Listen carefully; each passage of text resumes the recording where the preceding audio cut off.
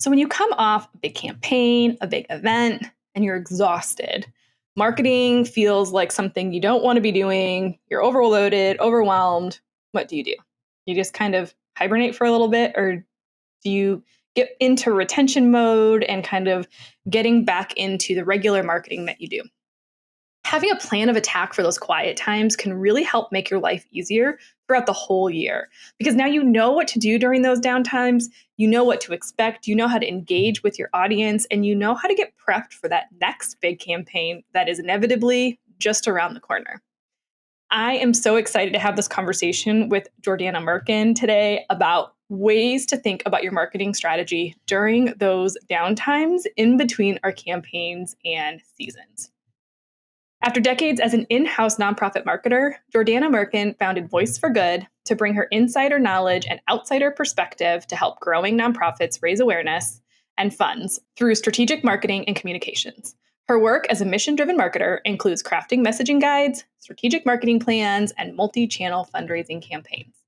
Every nonprofit has a story to tell, and Jordana partners with under-resourced organizations to build a foundation for each one to share its story effectively. With a mission to give voice to good causes, Jordana grows capacity for small nonprofits, building meaningful connections with those who matter most to each one. She has a great insight on really how we want to take a look at what we do in those quieter moments in our organization and how we as an entire organization can really support marketing efforts so that it makes all of our lives easier. There's so many good nuggets in this episode. I know you'll probably have to listen to it a couple of times, but I want you to just pick out one or two things that you can use right now to make an impact in your organization. You can always come back to this episode. But before we get into all of the good meat and potatoes and great tips that Jordana shares, this episode is brought to you by our quiz, Should You DIY Your Website? We're in the second month of 2023 now, and it's really a great time to make sure that we're looking at our website and making sure it's reflecting the goals that we set for our organization this year. If it's not, then maybe we need to think about how we want to set our website up to help us be successful in this new year. Take our quiz at thefirstclick.net/quiz, and you'll get some great resources wherever you're at, whether that's hiring somebody to build your website or refresh for you or doing it yourself. You'll get great tools, resources, and places to go for more information so that you can have the website you're proud of just as much as you are your mission. But for now, let's get into the episode. You're listening to the Digital Marketing Therapy Podcast. I'm your host, Sammy Bedell-Mulhern, and each week I bring you tips from myself and other experts, as well as hot seats with small business owners and entrepreneurs to demystify digital marketing and get you on your way to generating more leads and growing your business. Hey everybody, please join me in welcoming Jordana Merkin to the podcast. Jordana, thank you so much for being on this episode today. Hi, thanks so much for having me. Happy to be here. Yeah, so we're talking kind of marketing efforts in the downtime and how those can really be maybe some of the most impactful times, really. But kind of why, before we jump into all of that, like why marketing, why, supporting organizations that are doing good things in the world? Why is that a passion of yours? Yeah. So I've been in nonprofit marketing and communications my whole career. For about a decade, that was in-house at several different organizations with varying sizes, of varying resources. And, I had initially started in college on more of like an advertising track. And I did a few internships, and I quickly realized that my heart just wasn't in it. I really enjoyed using that part of my brain, but I really wanted to do work that was more mission focused. So from my first job out of college until now, I've worked exclusively with nonprofits, and I love what I do. I love that. Well, let's talk about downtime. I put quotes around that because we're just coming out of year-end craziness, trying to finish out everything. And then I feel like we kind of are just trying to get our heads wrapped around what we're doing in January. And now, as this is going to go live, is the middle of February. And what is kind of the cycle you see with organizations when it comes to their marketing when they come out of it? Might just be any sort of big campaign or a big event. And I feel like sometimes we kind of hibernate for a little bit, but what's the cycle that you see? Yeah. So I definitely see that. We all feel like hibernating when it's cold and Yes, it's appropriate yes. marketing. So it's appropriate all around. But yeah, I think, there are certain key points of the year. There's, Giving Tuesday heading into year end. There are different major events. There's maybe another major fundraising campaign or two throughout the year in every organization's calendar. And those are the times that, no matter how under-resourced or, how many people are on staff, those are the times when we think about marketing, right? So it's, well, we've got to get people to come to this event. We have to get people aware of this campaign. What are we going to do in terms of marketing? And what I really try to work on with my clients is not just thinking about it then. It's hard because we all have a million things going on. We're all wearing all the hats. I know, I've been there. Even if you don't have someone, most of the organizations I work with now don't have someone who has marketing in their title. And that makes it even harder, right? Because we all have so many different priorities. But the more you can plan, especially in the off season, the more proactive you can be and the more ahead of the game you'll be when it comes time to those major events or campaigns. And in between is really a good time to work on all the things that will make that easier. You can stay top of mind for donors and really demonstrate the impact that they've made during those events and campaigns.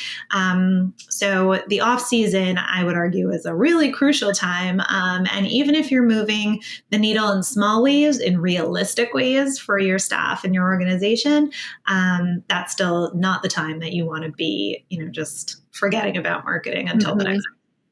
So what might be some of the marketing activities we would want to focus on during those kind of in-between moments? Yeah. So when I build out a marketing plan for an organization, I'm focused on really, we load a lot in there, right? So we want to think about the organizational goals as a whole. So whereas for a specific campaign or specific event, you're thinking about the campaign goal or the event goal. Focusing on the off-season marketing plan, the overall marketing plan gives you an opportunity to focus on the organization's goals, right? Marketing should really work within those goals to support those goals. They're not separate. So when you start from that perspective, then you can build out, okay, so how does marketing really reinforce these goals? And how can I come up with strategies and tactics to support that? So, if fundraising is a big part of every organization, right? So when you're thinking about that as a goal, maybe you're thinking about retention. So for example, you can think about what is a marketing goal? How can marketing support retention? So you can think about maybe strategically you want to build out a welcome journey so that once someone's donating, they're not just getting that automated thank you, but there's really a path for them to get involved, to stay involved, and to stay engaged with your organization. So, that's something that you can build, and then you can track it. So you can think about, where are you starting from? Maybe you have no welcome journey. Maybe people are not getting emails at all past that thank you, initial, automated thank you. Or maybe you have something in place, but you can build it out and make it a little bit more robust and focus on more of the touch points. Wherever you're starting from, kind of assess that in the beginning, and then they can track from there. So, industry benchmarks, they have their value, but I always advise, especially for smaller shops, to really think about where you're starting and where you're headed, and then in terms of moving the needle, where you're going. So I would start there. Something else to consider in the off season is your content. So storytelling is at the heart of everything I do. Yes. And while it's super important and usually the focus for, the major event, right? Whose story are we going to tell? What's going to be in the video? Who's going to be speaking? That kind of a thing. And for campaigns, it's usually a focus too. But again, in between, what are the stories we're telling? How are we keeping people engaged? And when, in February, right? Your donors have made these gifts a couple of months back. How are you showing them the impact of that gift, right? Mm-hmm. What is their money doing for your mission? And that's something that's really important to demonstrate. So that's as part of a content strategy, that's generally what I build out there. So, right. So how are you telling the stories? Who are you collecting stories from? Because you want to think about the people you serve and how to tell those stories ethically and with Mm-hmm. dignity. But you also want to think about your donors. They also have stories, right? So, and they have reasons why they gave to you. So, that's a different way to demonstrate the impact. You want to share your founder's story. That's also another way. There are lots of different ways to do it, but all of them really add up to painting a pretty full picture for your supporters about what you do and what you have done now that they've made their gift. And to those who haven't yet made a gift, why they might want to make Yeah. a gift without always asking. That's another important piece, right? You're not always asking, but you're demonstrating why when you come to them with an ask, they're already primed and ready because they've been following along, not just when you're, in the middle of a campaign Yeah. or event. There's so many, like, so many good nuggets that you just dropped there. So I want to go back and touch on a few because this is gold.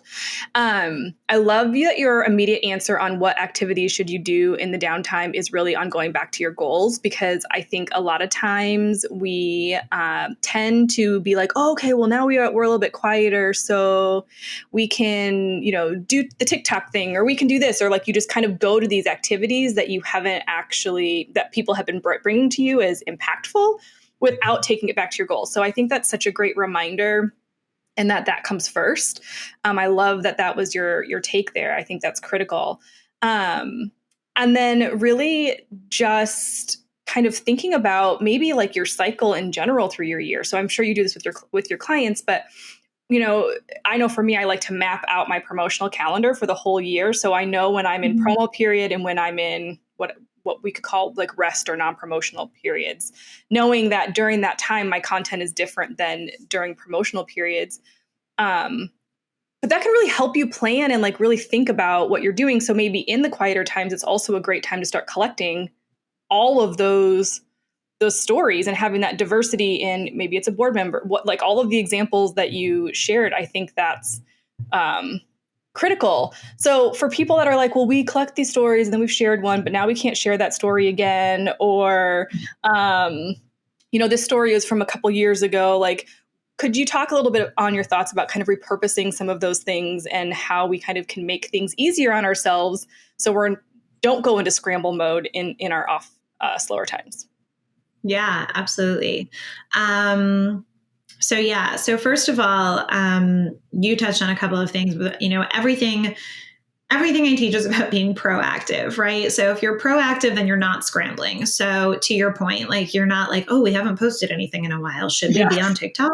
Right? Like, it maybe not. Like, to really have a chance to sit and think about like the right channels and the frequency of posting and all of the things that make sense for your organization. And we all have a lot of shiny object syndrome that shows up in different ways. And I think especially for smaller organizations, I hear it a lot with social media platforms, right? Like we need to be on all the things, and you really don't need to be on all the things. You need to think about what makes sense for you and what makes sense for your audience and where the two meet. So I think in terms of content, it's both about where you want to be and also how you can repurpose. Exactly. Like, I've heard, well, we did that already. We sent out an email about that. So we don't want redundancy. So we don't want to put it on social media too. And I know it sounds counterintuitive, but you do want redundancy. There's like the outdated rule of 7 that you need to see something at least 7 times to take action, right? That was like 100 years ago. Actually, I think we're coming up on 100 years since that was first said. Oh, wow. Yeah, I think it's from the 30s originally. So now it's like the rule of 70, right? Like you need to see it so many times because we all have so much coming at us from all directions at all times. So that actually works to our benefit in several ways, right? Like you absolutely should be repurposing, right? You should take your longest form content, which for a lot of organizations is their newsletter, where they've shared a story, and definitely think about how to share that in several pieces over your social media channels and how to put that out there in ways so that people are seeing it multiple times in multiple ways, right? You're also not going to post it in the same way each time. Maybe it's a video, maybe it's a carousel, maybe it's just pulling a quote so there's a visual next to a photo. There are lots of different ways to do it, but people also are not seeing the content in the same way that you are. So like, I know I get like this, right? Like I'm, when I'm running a campaign for a client, I'm in the weeds, right? You have to really take a step back and think like, wait, okay, so I am poring over every single word, which is really important. But the vast majority of people seeing this are not, people don't read really. So the words are important. The words are important, but they are not pouring over them like you are, right?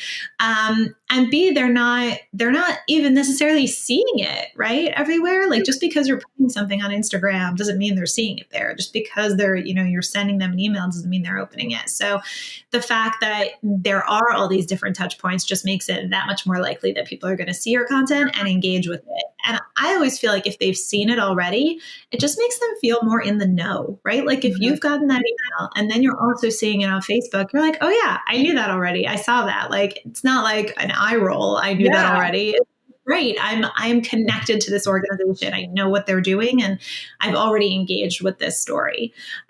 So to me, it's just, there are benefits to that all around.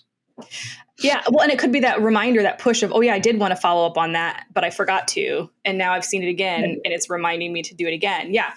Well, okay. So I want to kind of flip it the other way and say, like, a lot of times especially with smaller shops, like you said, a lot of organizations that don't have a dedicated marketing person, during quieter times, if the organization hasn't planned very well as a whole, some of your leadership might go into panic mode of, oh my God, the money's not coming in. This is a bad thing, even though we kind of should anticipate those during different times of the year. And then all of a sudden they go to marketing and they're like, we need you to get money in right now. Like you need to go find donors, or like it becomes a little bit crazy. So how can we, in whatever capacity we have as marketers in our organizations, kind of set up that expectation and kind of help communicate what that cycle looks like and say, okay, well, the actions I'm doing today, like validate the actions we're doing during quieter time, knowing that it's going to help, like you said at the very beginning, make our campaigns more successful down the road, make our events more successful down the road, even if it doesn't equate to dollars right now.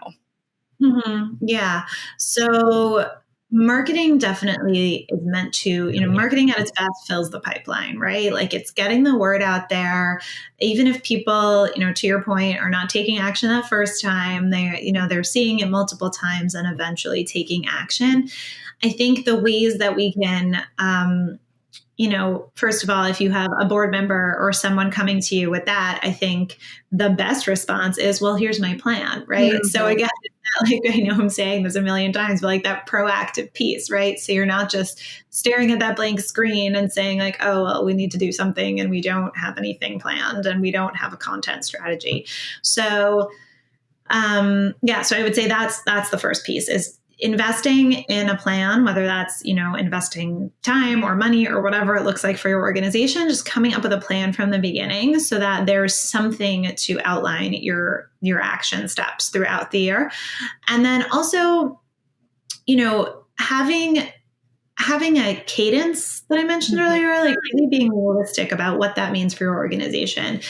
I don't think it's realistic for most smaller organizations or even larger ones to be posting multiple times a day, every day on every platform, being in all the places. And it's not necessary, right? Like you want to have really clear messaging, right? So think about your impact. Think about the stories that you want to tell. Think about, and I mean, also big picture. I talk a lot about with my clients, big picture story and day-to-day stories, right? So we've already touched on the day-to-day stories and the places they can come from, but what's the big picture story, right? What's that impact? What is the core of the emotional, that emotional piece that you're really getting to. I like to ask 3 whys to get to that emotional piece. Because, if you start with an organization's mission, which, should be clear and concise and demonstrate what you do, but it doesn't always include that impact piece. So if you say like, well, why is it important that you do that? And then again, why is it important that you do that? And why is it important that you do that? If you really dig down, that's the big picture story, right? That's what you want to be digging into. And really, that's what you want to be conveying everywhere. And that strong message is what will keep people interested, and it will also make you more memorable, right? So if I use an example as a food bank because there are so many, right? So Yeah. no different than every other one, right? So if you're the food bank that talks about, the number of meals served and ends there, that probably isn't going to make you stand out because people aren't going to remember the number of meals served. But if you're the food bank that talks about the how people who come to your food bank feel after they've been to your food bank, how they feel worthy of being served, how they feel like they matter, how, that is the emotional core. That's the impact that you want to be conveying. And when you can convey that year round, that's what's going to connect people to your mission. That's what's going to be your pipeline. And that's what's going to be what drives people when the time comes to actually make a gift. So I think it's both having the plan and the strategy in place, but also having the messaging in place so that you know what you're speaking to, right? And if you keep that in mind, I actually I encourage my clients to actually write it down. Like, what is the big picture story? Yeah. And visual, it should be right there so that you know that all of your communications should support that. And that also speaks to off-season marketing more, because when you're running a campaign or an event, it generally has a more specific theme. So then you're very, very laser focused on the theme. The theme should also support the big picture story, but you're focused more on that theme. So then, ultimately when that's over, then what?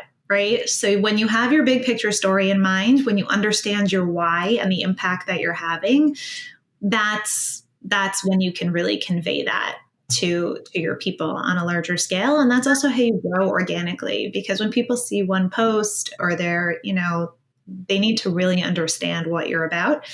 And that's how you both engage your current people and how you grow.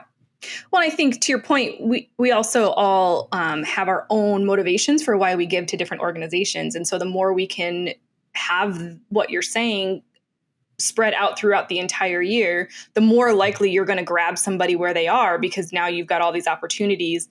You are intentionally telling more stories throughout the year, as opposed to just only relying on those 2 or 3 times a year where you have that big campaign to spread your story. And it makes it easier on you. You're not having to work so hard to create that content. It's already there for you. You just need to go grab it in kind of this intentional way. So I love that. Wow. But if we're kind of maybe you're in a downtime right now, maybe not. I know, depending on the season, when I used to work for an organization down in Arizona, this time of year was crazy for us because it's warm down there. So you may not be in a quiet time right now, but if you're kind of hearing this and you're like, okay, this all sounds great, I really need to kind of put some things together. These off seasons and quiet times, if you're just getting more intentional with marketing, can be great for getting your systems in place and really kind of setting that cadence also, right? So that's the important piece is that plan you're talking about, starting there. Yeah, absolutely. It's also a great time. A lot of marketing is experimenting. And often when the stakes are higher, we're afraid to do it, right? Yeah, we don't want to be experimenting in December, because what if we fail and then we miss out on all of these year-end gifts? So the off season is also a good time to think about the ways you're telling your stories. Is it longer form? Is it shorter form? How does it work if we tell a story over several posts? Or the types of again, who's telling the story, just different, and see how it lands. You'll have to experiment. I wouldn't say if one post doesn't do well, that's not enough of a test piece, but when you're putting it out there, then this is a good time to experiment, because if you realize that something isn't working, then you don't need to lean into it as heavily when it matters more in terms of actual gifts coming in or people registering for a big event or something like that. but you may be surprised and find that something does work really well. And then you can lean into that when it does, when the stakes are higher next time. So that's another benefit, I think, of the off season. That's such a good point. So kind of, if you were going to give people first action steps, kind of where would you tell them to start? Like if they were like, okay, I'm ready to do something today, I need to start putting a plan in action.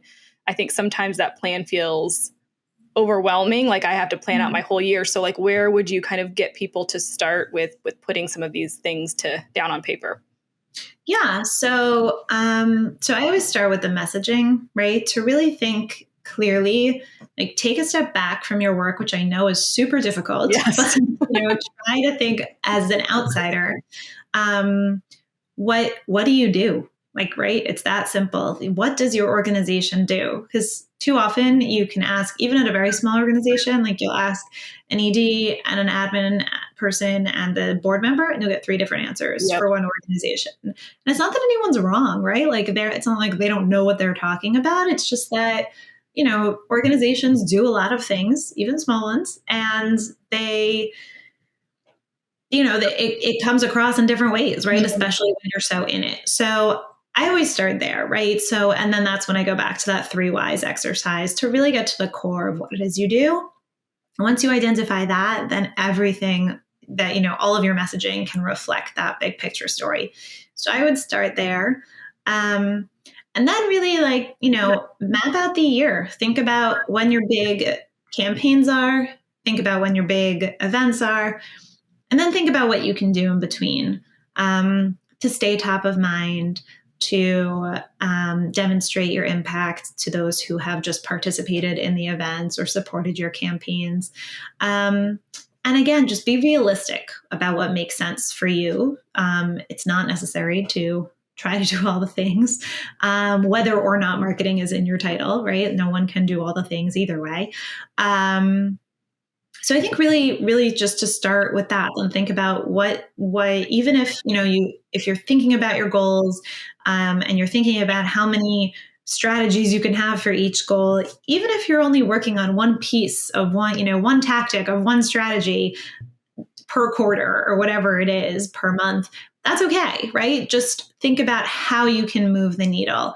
And I would also encourage people to think about the value that they're providing to their audiences, right? Mm-hmm. So you want to think about your picture story, but then when you're not sure what that actually looks like in a post, just think about what someone's scrolling, like, what's going to give them value. People scroll and, whether or not they're thinking about it in these terms, they're always asking, what's in it for me, right? Yeah. Why do I care about this? Human nature. So, whether, what is that value, whether it's inspirational, educational, whether it's fun, right? Like that's also part of the messaging is think about what is the tone and voice of your organization and, how can you show up in a fun way? When is it appropriate to show up in a fun way? When is it appropriate to show up in a witty way? When is it appropriate? What does that look like? And obviously, depending on your mission, that will vary greatly. But, answer those questions so that you have a place to work from. Again, like I think the more you can minimize that blank white paper, the better off you'll be. Yeah. I want to touch on one last thing that you said before we kind of wrap this up. And that is in quieter times, I think just like in a traditional for-profit business, there's this tug and pull between sales and marketing. And I think the same is true between like marketing and fundraisers. If you're lucky to have people that are in both roles. And you said, even if you don't have marketing in your title, like here's some things to think about.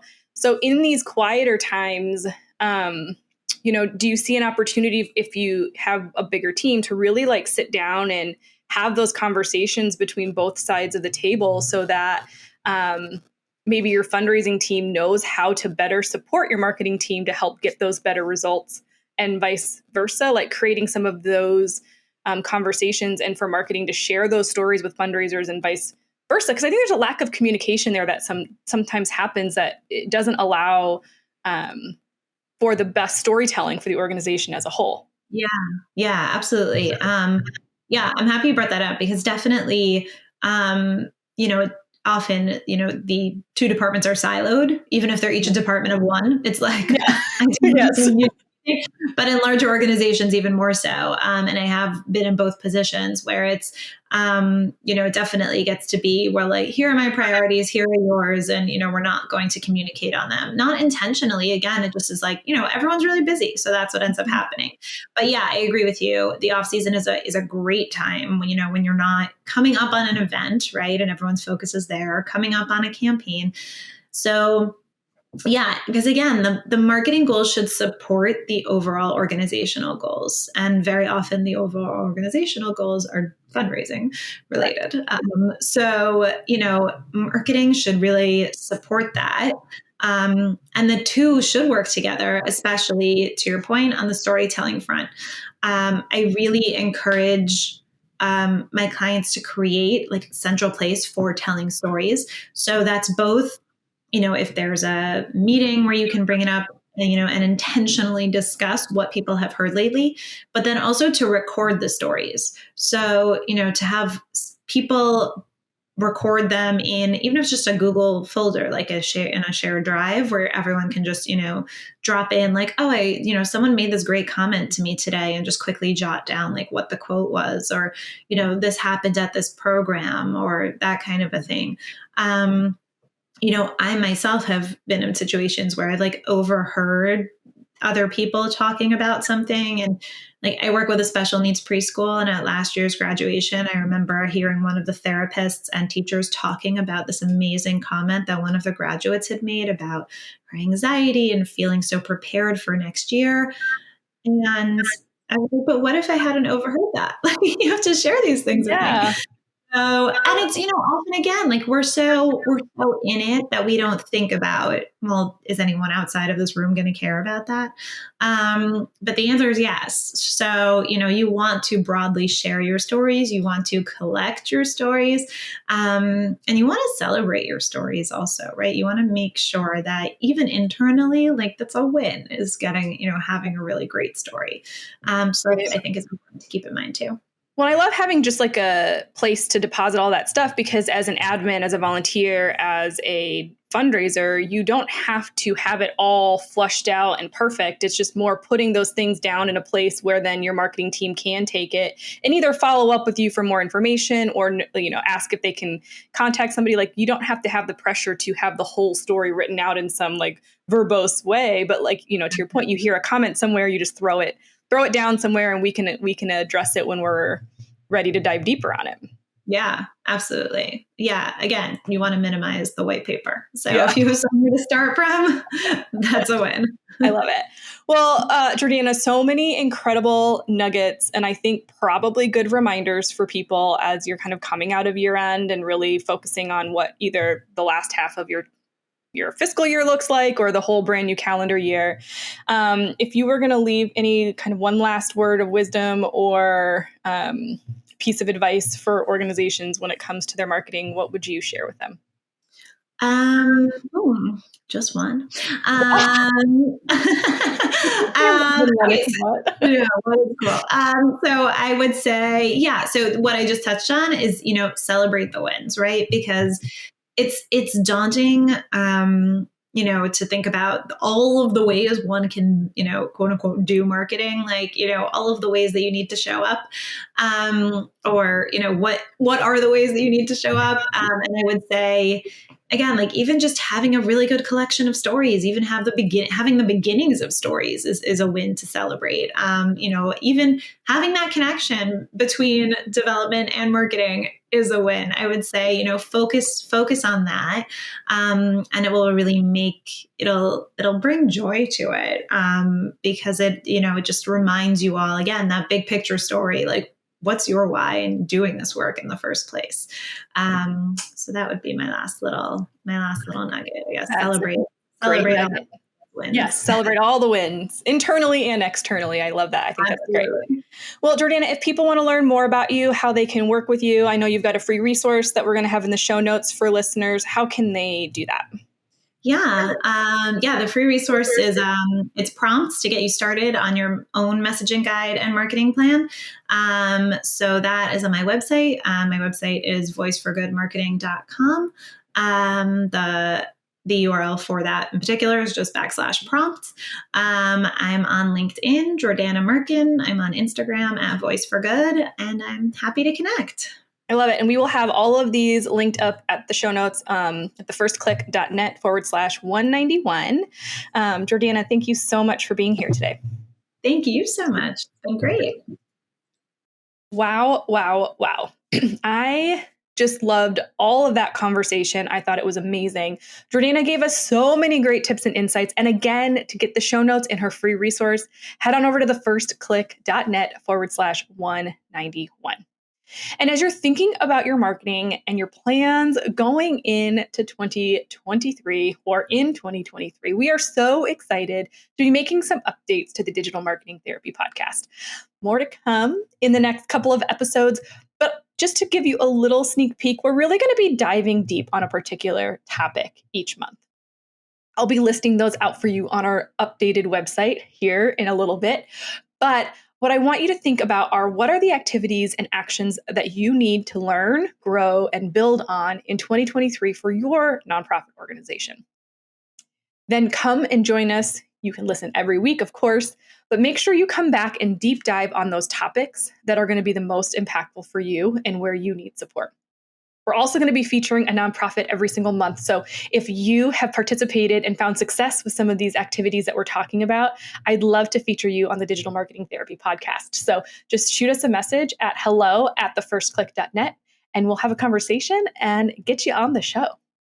But for now, I really hope that you'll subscribe wherever you listen and make sure that you leave us a review, especially on Apple Podcasts. It just helps trigger the algorithm so that we can show up for more nonprofits that are looking for the support that you've already found here. Thank you so much for listening, and I will see you in the next one.